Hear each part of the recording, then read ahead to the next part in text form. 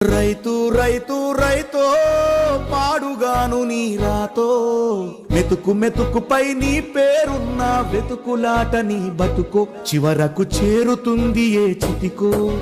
రైతు రైతు రైతో పాడుగాను నీ రాతో మెతుకు మెతుకుపై నీ పేరున్న వెతుకులాట నీ బతుకో చివరకు చేరుతుంది ఏ చితికో. నువ్వు పండించే ధాన్యమే దేవుని గుళ్ళో ప్రసాదం, ఆ దేవుడికెందుకు తెలియదు మరి నీ ఇంట్లో నీ విషాదం.